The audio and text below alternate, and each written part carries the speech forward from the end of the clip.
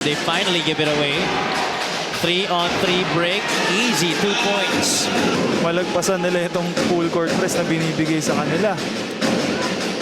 General gets one from... Gagawin nyo dun sa game na yun. Naka-fine-tune ka na. Pero nagulat rin ako na nasabi ni Avian na General namumuno sa fast break. Gets past the initial defender. Shot this time. No Benjamin C to take care of business. Anaba sa kabilang panig. Kings, napag-usapan natin dyan kung gaano ka-importante yung magiging depensa ng MCU at the start. Has possession here. And they have a chance to extend their lead further. Kings, we're not even 2 minutes into the second quarter, John. Ang dami na nangyari dito. But hounded here by the defense. But gets it in. JR Pronda. Emergency pass. Alvin Reyes. Wala pa masyadong impact sa laro na to.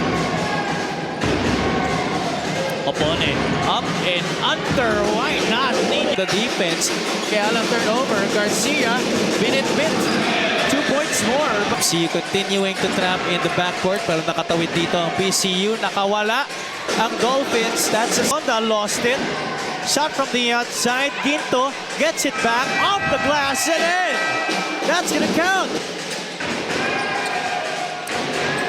Harap simbulan.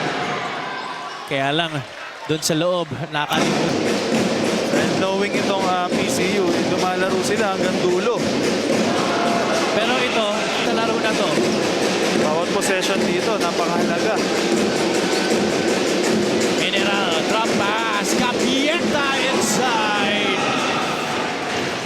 Dangerous pass, nagbadali. Garcia. Between the legs, crossover. Onyegiri. Easy pickings underneath. Ganun ulit yung ginawa.